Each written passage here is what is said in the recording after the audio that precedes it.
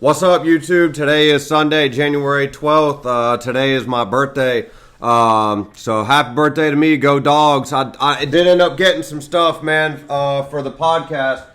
Got some good stuff here. I'm about to have to shuffle this around. Got a Ladd McConkey poster from the beatdown that we put on Florida State down in the Orange Bowl, 63-3. Biggest bowl win in the history of the big bowl games. And then got this bad boy right here, this Brock Bowers sign from the TCU game. Brock Bowers poster. So I'm going to have to make some room on this wall somewhere and shuffle some of this stuff around going forward in the next season for the podcast. But anyways, just wanted to get on here real quick, talk about some of the news in Georgia football. We've got, of course, the biggest news was Carson Beck transferring to Miami, deciding to forego the NFL draft, which I think was the right thing to do for Carson. Honestly, I don't think that Carson was going to get drafted any higher than the third round. So the money, if you look at the money that he is going to make at Miami, I saw that he was signed to a $4 million deal. But I also saw that he could make up to $10 million in the one season at Miami. That's way more money than he was going to make in the NFL. A lot of the Georgia fans are upset and angry with Carson Beck for transferring to Miami, and I just want to say this. I said that I was going to make a video about this too, about the Georgia quarterback situation. One thing that I've noticed about Georgia quarterbacks, as long as I've lived in Georgia, and really since I've followed Georgia football, I moved here in '96. The first quarterback I really remember watching or hearing about was David Green, and of course then DJ Shockley. And then we had Stafford shortly after that. But really when I was really started following Georgia football was Aaron Murray was there. And just the one thing that I'll say throughout the history of me being a Georgia fan and watching Georgia football is that no matter who the quarterback is at the University of Georgia, no matter how good he is, how many accomplishments he has, how many yards, how many touchdowns, no matter what he does, the quarterback at UGA is never, ever going to be good enough for the Georgia fans. And bro, that's just a fact.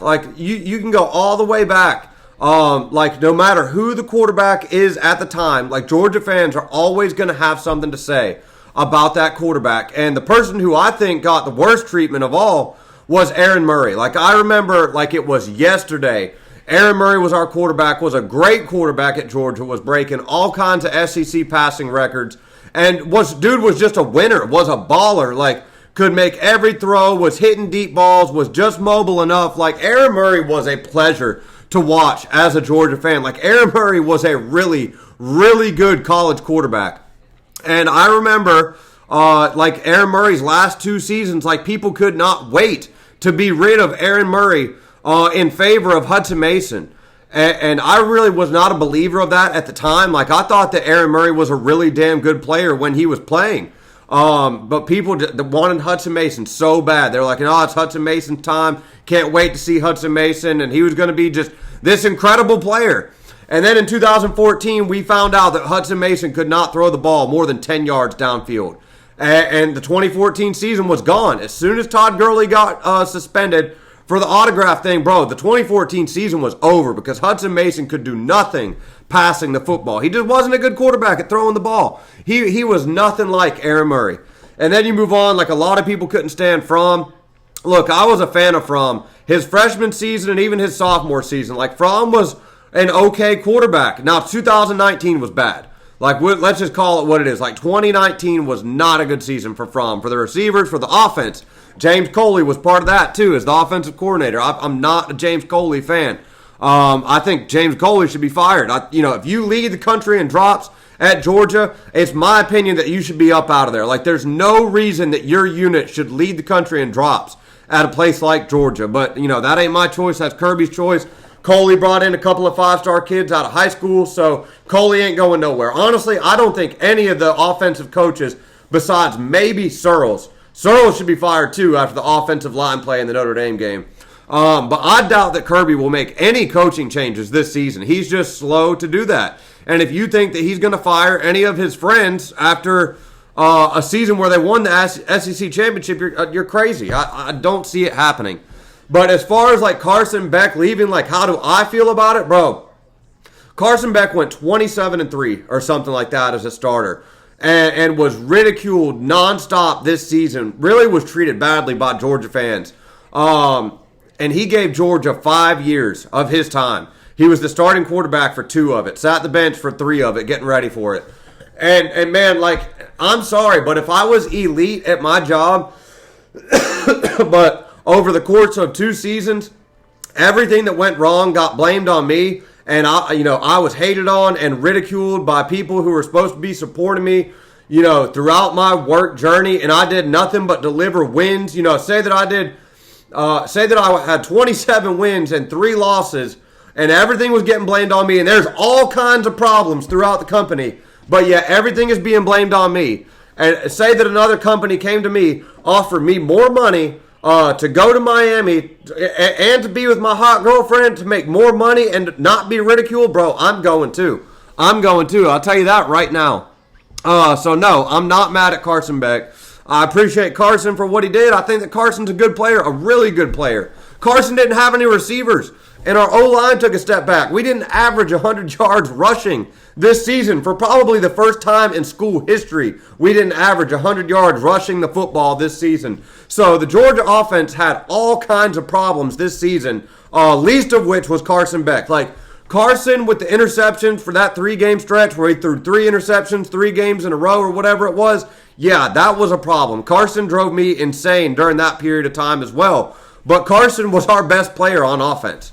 He just didn't have a lot of weapons around him. And I tell people all the time, like, dude, if you gave Carson Beck, Ladd McConkey, Brock Bowers, Kendall Milton, Zamir White, James Cook, A.D. Mitchell, Ladd McConkey, Rosemy Jack-Saint, A.D. Mitchell, like, you gave him some weapons, like, this offense would look a lot different, dude. Like, we led the country in drops and had no running game this season.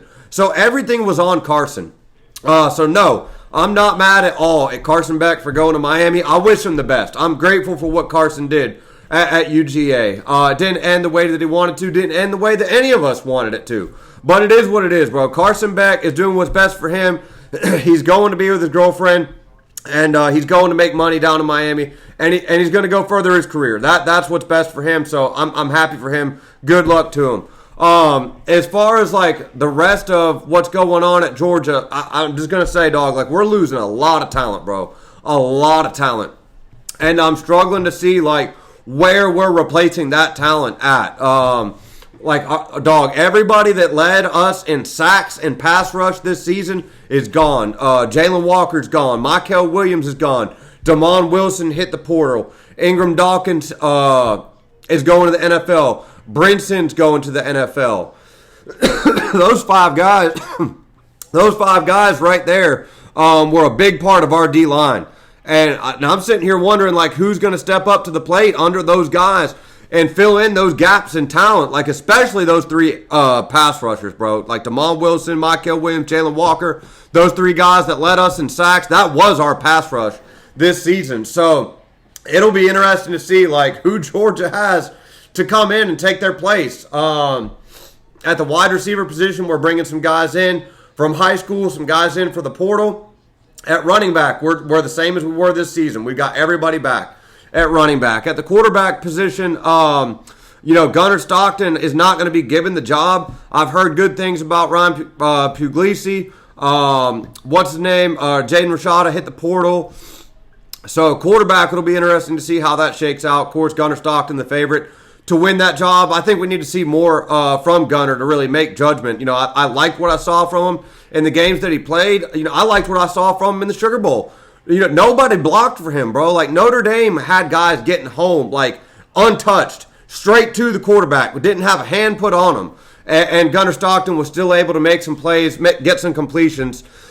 We need the receivers to help him. We need some running game to help him, and the O-line to block. That O-line was atrocious in the Notre Dame game. We had Starks leave. That'll be hard to replace. Of course, Dan Jackson's out of eligibility, so 2 safeties are gone. We do have KJ Bolden back, thank God. We got both of our linebackers back. Well, I know 2 of our linebackers back. We got C.J. Allen and Raylan Wilson are back for sure. I haven't heard anything out of Small Munden yet. So we'll have to see. It'll be interesting to see if we get Smile London back. But holding on to talent, bro, is going to be paramount for Georgia and developing the guys that we got. Because it's going to be hard to get D linemen and pass rush guys out of the portal. We spent a good chunk of our money on the wide receivers thing, bringing in freshman wide receivers and getting wide receivers out of the portal. So, and I just want to say this, bro, like, Georgia's at a critical moment right now. Like, we are at a make or break moment. Like, we've got to fix some things in a hurry.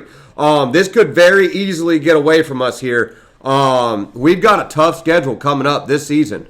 Like, we could just as easily end up in the same boat that Alabama was and have 4 or 5 losses next season if we don't get some things right on the O-line, get some talent on the D-line, and play really good football. Like, our schedule is the same schedule that we had this year. It's just flipped around. So everybody that we had to play on the road, we get them at home. Everybody that we had at home, we get to go on the road. So Georgia's got a very tough schedule next season. We got to win that Alabama game at home, y'all. Like, I'm so sick and tired of losing to Alabama. Got to beat them at home next season. Like, that is a must. That was a must win this year. But you got to find a way to beat those boys at home next season. But like the time of the championship years where we were just able to stockpile talent and have like a 3-deep defensive line where we could just rotate bodies in nonstop throughout the game and be fresh in the fourth quarter on the defensive line. Those days are over. This portal thing is really even some stuff out, bro. So like the playmakers that we get, they've got to be elite and they got to be in shape. I'm sorry, dude. I've been sick. I've been bad sick for like a week. So I'm still trying to get better. But the guys that we get, it's like even more paramount that our playmakers can make plays at critical times, that we can stay healthy. Yeah, we got to get some things fixed, man. Like, every time that I've doubted Kirby Smart, like, I'm not going to lie, I doubted us going into the 21 season. I really did. I didn't think we were going to do nothing in 21. I honestly didn't. And we ended up winning a national championship. In 2022, I expected us to be really good. You know, I thought we'd make a run, but I did not think we were going undefeated in 2022, especially losing the amount of guys that we lost the year before. So Kirby has been a pleasant surprise in seasons where I have doubted him. I shouldn't have any reason to doubt him, man, honestly. The guy's given us 2 championships. He dedicates, the majority of his life to this program. I'm just interested to see, like, how this is going to shape out moving forward, because we are at like a critical time right now. Like, we can get some stuff right and we can remain elite, one of the top tier programs in college football. We may very well go on to win it all next season. There's no telling. We have the talent to do it. We've got the coaching staff to do it. We got to have the ball bounce our way. We've got to stay healthy. We've got to make big time plays in critical moments. And really, like, as far as that goes, like, that's one thing that I've got to see get better going into next season. Like, who is going to step up and make a play when we need it most on third down, both on the offensive side of the ball especially, but on defense as well. Like, we got some pass rush that we have got to get replaced and have some guys fill in the shoes of guys that have hit the portal and are going on to the NFL draft. But it's wild, bro. Like, this Georgia news, like college football news, is 24/7, 365. Like, this thing don't never stop. So hopefully I will be able to find some content, some stuff to talk about throughout the offseason. I do want to continue to grow the channel and talk Georgia football. I want to be doing this for 20 years. 20 years from right now, I'll be 53. I still want to be doing this and talking Georgia football and have an audience and talk to you guys about whatever it is that y'all want to talk about when it comes to Georgia and really college football as a whole. So it'll be an interesting offseason, bro. It really will. And I can't wait to see how this Georgia team shakes out. It won't be too long. We'll be talking about spring practice, spring game. We'll start getting some answers of guys, who are looking good in spring camp, who will be the playmakers for Georgia, next season. As far as the rest of this season goes, we've got Notre Dame and Ohio State in the championship game. I just got to say, like, the talent edge is clearly Ohio State. Like, I think Ohio State's going to be favored in this game. I think Ohio State's got the better players. I really do. I think it's going to be tough for Notre Dame to beat Ohio State just as well as Ohio State has been playing lately. So I think Ohio State is going to win the game, although I do hope that Notre Dame wins it. I've got family members that are Notre Dame fans. So just for them, really, I hope Notre Dame wins. And I think they can do it. I think Notre Dame's got a good defense. You got to take away number 4 for Ohio State. You got to play good defense. And, Notre Dame's just got to go out there and play their best game, bro. Like, get the running game going, hit some play action, use the tight ends, use Riley Leonard, and just play your best game and see what happens. But it is going to be a tall task trying to beat that Ohio State team. And that's what I said. Same thing with, like, Georgia, bro. Like, even if Georgia was somehow able to find a way to beat Notre Dame, Penn State was a lot better than I thought. I will give Penn State credit for that. Like, Penn State played a damn good football game. Really left some points out there. They should have won that game. Dropping that ball at the goal line was a big deal in that game. Probably cost them the game. But Georgia would have been hard-pressed, bro. Hard-pressed beating that Ohio State team. I don't see how they would have done that, especially the way that they played against Notre Dame. Like, if Georgia would have went out there and played their best, like, maybe they would have had a shot, but Georgia didn't play their best for a majority, for like, large portions of this season. Like, you just never knew what you were going to get from this Georgia team. So I didn't have a good feeling if we would have got matched up against that Ohio State team. As good as they're playing and as inconsistent as we were this season, it would have been tough for Georgia to win that game. But hoping for a good game. I'd like to see Notre Dame win it. Either way, I don't too much care because my team's not in it. Georgia's done. Georgia's in the offseason. So we're looking forward to next season now for the Georgia Bulldogs, and couldn't get here fast enough. I miss them already.